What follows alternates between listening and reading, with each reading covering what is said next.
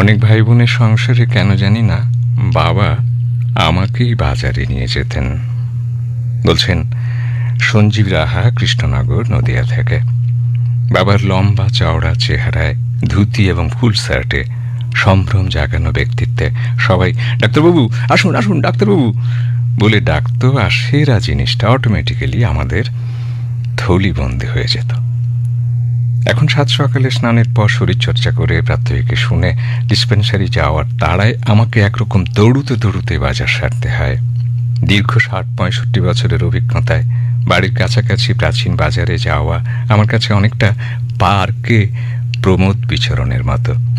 আজও আমাকে শুনতে হয় ডাক্তারবাবু আসুন, ডাক্তারবাবু আসুন বলে সেই ডাক, অবিকল এক সুর। ক্রেতা বিক্রেতাদের দ্বিতীয় তৃতীয় প্রজন্ম ঠিক যেন এস ওয়াজেদ আলীর সেই ট্র্যাডিশন সমানে চলেছে।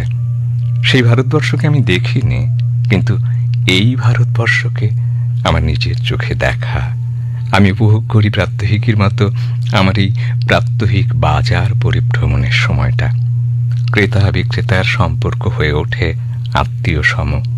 এজন্য আমার বাজার দ্রুত ম্যাজিকর মতো হয়ে গেলেও তার উৎকর্ষ এতটুকু কমে না, বরং সেই সব সম্পর্কের উষ্ণতায় অবগাহন করি।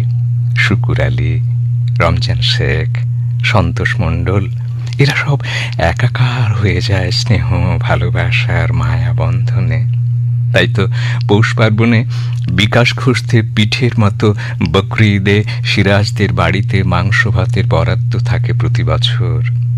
তাই এই ছোট্ট শহরে মুদিখানা, স্টেশনারি, ইলেকট্রনিক্স দ্রব্য অথবা কাপড় চোপড়ের মতো জিনিস কিনতে বাজারে, শপিং মলে ঘুরে ফিরে আর হয়রান হতে হয় না আমাকে। ভালো মনের মানুষগুলোর হাতে আমার ঝোলা আজও ভর্তি হয়ে যায়। জিতে যাই আমি প্রতিদিন নিজের কাছে। মানুষ মানুষের জন্য, জীবন জীবনের জন্য নতুন করে প্রমাণ হয় প্রতিদিন। এ আমার বড় প্রাপ্তি, বড় শান্তি। নতুন বছরের শুভেচ্ছা সহ সঞ্জীব রাহা, কৃষ্ণনগর, নদিয়া থেকে।